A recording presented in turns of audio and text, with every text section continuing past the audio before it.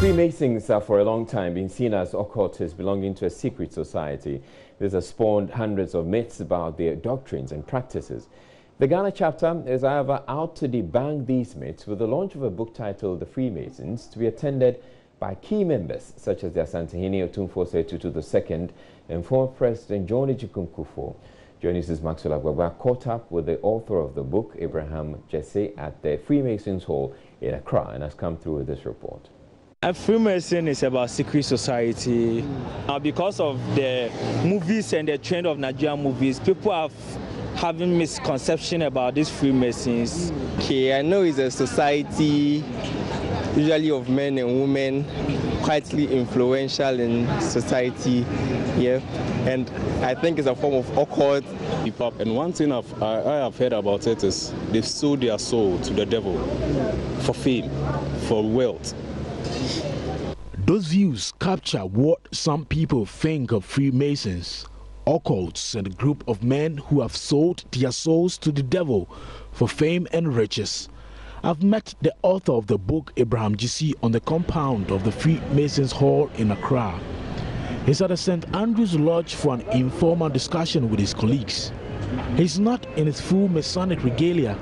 Some of his Freemason brothers are also casually dressed as they stroll on the compound. Inside the lodge, I see a G symbol hanging loosely from the ceiling like a fan.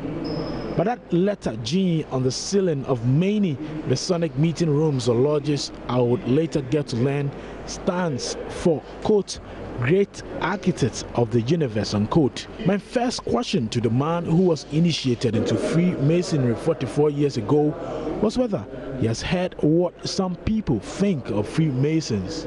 For example, I have heard from some people saying that they say one of their members, they were able to raise the person and they will ask him what happened to him, who killed him, so that they go and show the person.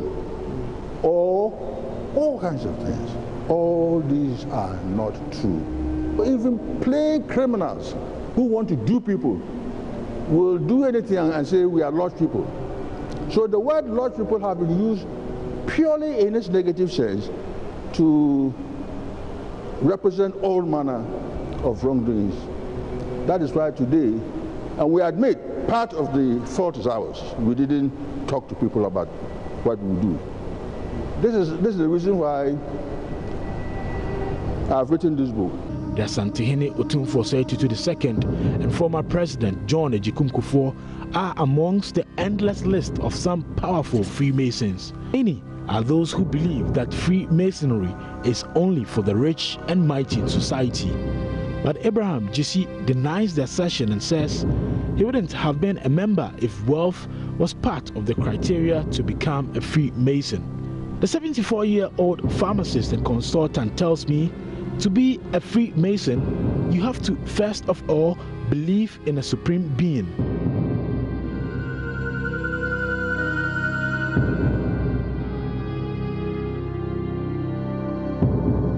If you do not believe in God, there's no way you can be a Freemason. Pure and simple. If you come, if for any reason you indicate that you want to be a Freemason and you are invited for an interview, then they ask you, so in whom is your faith? In all cases of difficulty and danger, in whom do you put your trust? Do you believe in God? And he said, no, you don't believe in God. Then straight away, the interview is stopped. Say, bye-bye, sir. This place is not for anyone who does not believe in God. And because this place is not a church, in fact, as a Freemason, you are not allowed, whenever you have meeting under the banner of Freemasonry, to discuss politics or religion. No.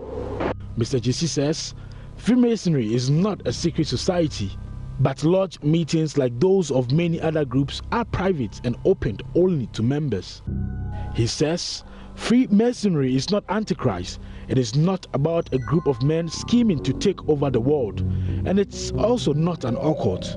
But would these assertions change the perception that people have about Freemasonry?